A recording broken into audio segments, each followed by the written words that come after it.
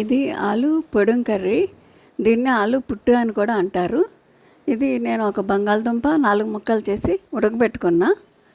దానిలోకి 2 ఉల్లిపాయలు, 4 పచ్చిమిరపకాయలు, పోపు సామాను రెడీ పెట్టుకున్నా.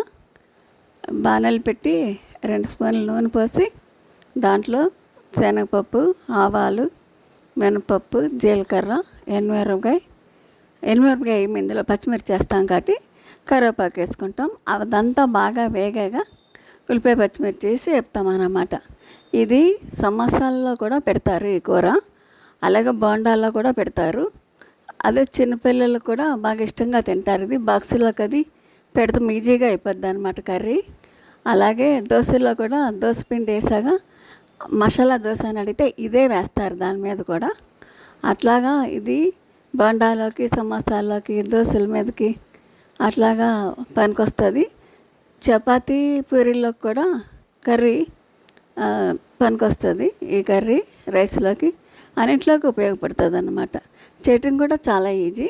బంగాళదుంప అట్లా ఉడకబెట్టుకొని తోలు తీసేసి ఒక హాఫ్ స్పూన్ చిన్న స్పూన్తో పసుపు వేసుకొని, కొద్దిగా హాఫ్ స్పూన్కి తక్కువే పడుతుంది, నేను ఇంకా కొంచెం తీసేసా కూడా. కొద్దిగా సాల్ట్ వేసుకుంటే కొంచెం మెదపాలి. కొంచెం పొడిలా చేసుకొని ఆ ఉల్లిపాయలు, ఆ పోపు సామాన్ అంతా బాగా వేగిన తర్వాత ఇది వేసుకొని కదిపి 2 నిమిషాలు మగ్గనిస్తే ఆలు కర్రీ రెడీ అయిపోద్ది అనమాట. చాలా సింపుల్ ఇది చేయటం. బాక్సుల్లోకి పనికొస్తుంది. మళ్ళీ మనం ఏదైనా ట్రైన్కి వెళ్తున్నామంటే 4 చపాతీలు చేసుకుని ఈ కూర చేసుకుని చక్కగా దారిలో కూడా పట్టుకుపోవచ్చు అన్నమాట. మళ్ళీ స్కూల్ బాక్సులకి చాలా ఈజీగా అయిపోద్ది.